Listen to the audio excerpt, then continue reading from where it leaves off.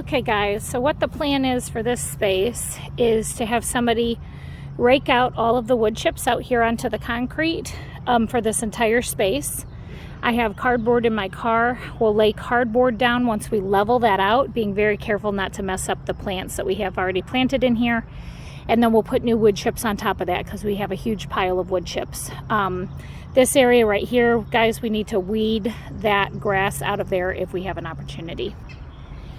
Eggplant bed, something that we need to do is probably throw some more mulch down. So getting another big bushel of straw, make sure we weed it really well. There's a bunch of grass. Mulch that really well. There are baby plants in here, so just be very careful. They're not growing as fast as the other ones. Put heavy straw mulch even down around the melons that are over there. And if you see the arms of these melons, guys, coming out the wrong way, steer them back and tuck them underneath the string for the trellis.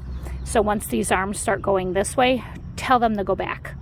Tell them to stay in their own playland over there. We just planted some more melons here. So if we can pay attention to watering, make sure we water around these little sprouts down here. We have honey rock melons. We only have one Benny Kodima watermelon. Obviously the leaf is different. This is a honey rock as well. Just make sure we kind of put some water on them if we come out.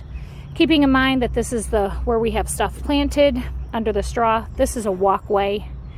You guys, if you want to mulch this with straw, it'll keep the weed pressure down. So go ahead and bring out some more straw for these areas right here.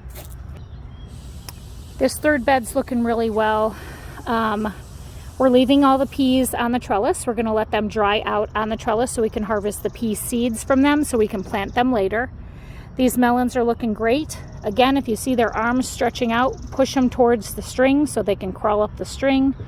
Green beans finally have flowers on them. It's sporadic around here. We have 4 of these peppers. I just put them in the ground right there in their pots. So if somebody can just plug them into the ground right there, that would be great. Everything looks fabulous in this pepper bed and the okra bed.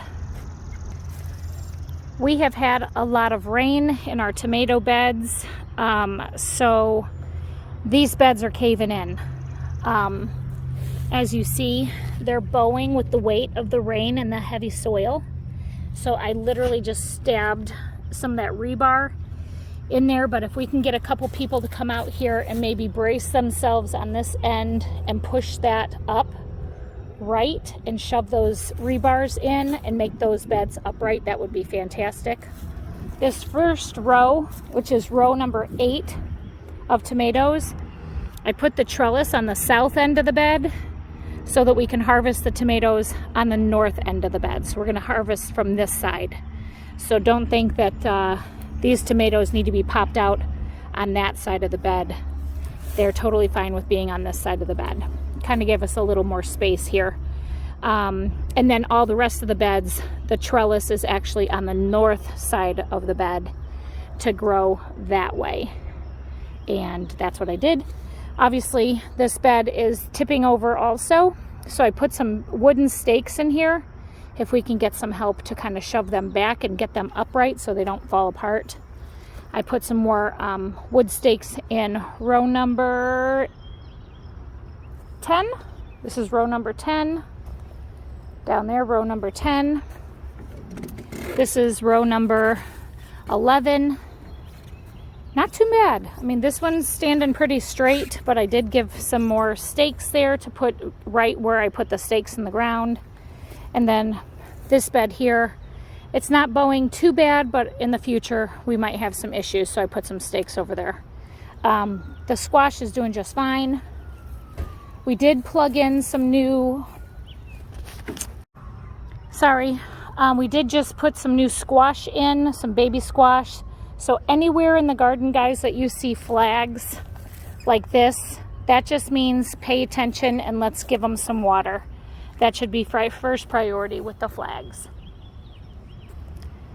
Sunflowers are looking great. We got the arches built. Keep your eye on all of the squash that are at the bottom of these trellises. If you see an arm growing out, let's just lean it towards and pop it through very carefully through the holes of the trellis so that they can grow up and over the top of the trellises. Same with this guy. This is patty pan. I'm going to go ahead and kind of get it to go up this trellis here so that we can have patty pan squash over the top of this archway.